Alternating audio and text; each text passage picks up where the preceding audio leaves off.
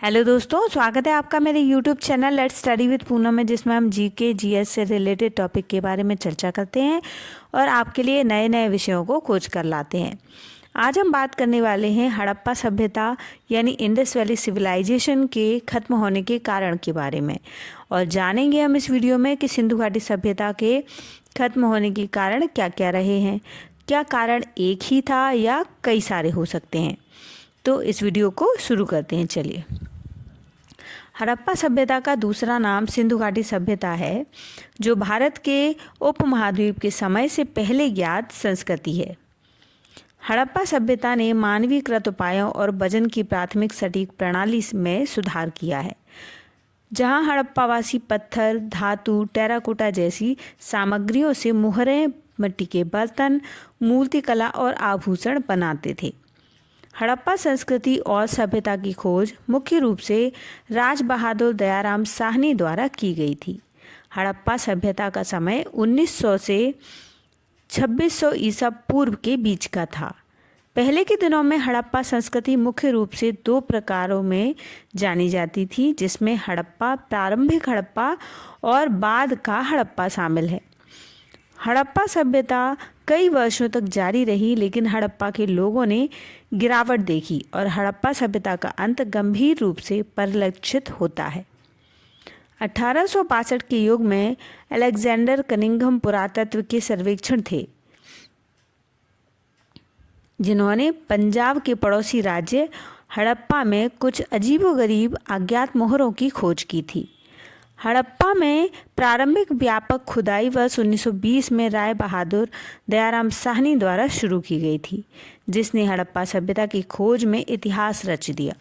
मोहनजोदारो में कार्य और समकालीन उत्खनन ने मुख्य रूप से दुनिया का ध्यान आकर्षित किया। सिंधु घाटी की भूली हुई सभ्यता का अस्तित्व भारत के उपमहाद्वीप में समय से पहले शहरीय संस्कृति है। 1921 की शुरुआत में दयाराम साहनी और राखल दास बनर्जी ने मोहनजोदारो और हड़प्पा के दो प्रमुख प्रसिद्ध शहरों की खोज की। दो स्थलों की खुदाई से हड़प्पा सभ्यता की खोज और हड़प्पा सभ्यता के अंत के बारे में कुछ तथ्य सामने आए।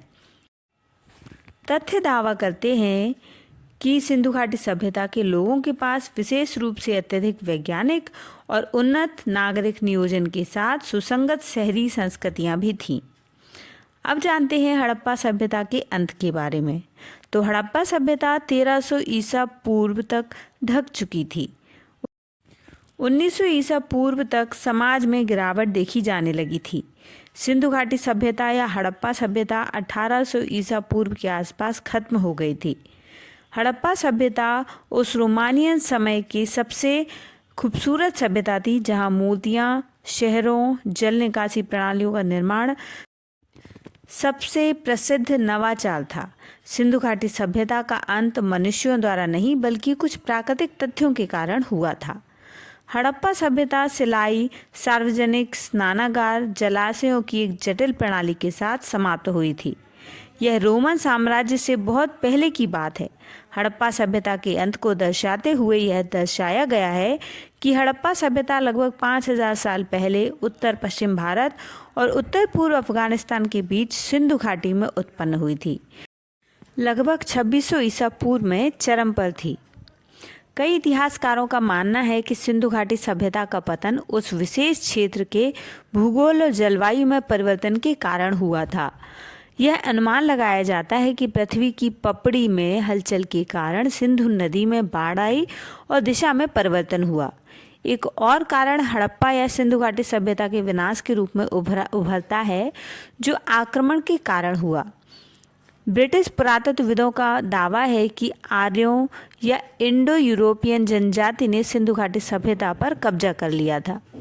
जलवायु और भौगोलिक परिवर्तन के कारण नदियों का सूखना हड़प्पा सभ्यता के अचानक खत्म होने का मुख्य कारण है।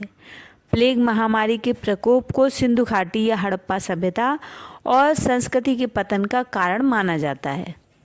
तो दोस्तों, इस वीडियो में हमने हड़प्पा सभ्यता के अंत के बारे में चर्चा की। यदि आप हड़प्पा सभ्यता से जुड़े और टॉपिक के बारे में जानकारी प्राप्त करना चाहते हैं तो हमारे वीडियो को देख सकते हैं।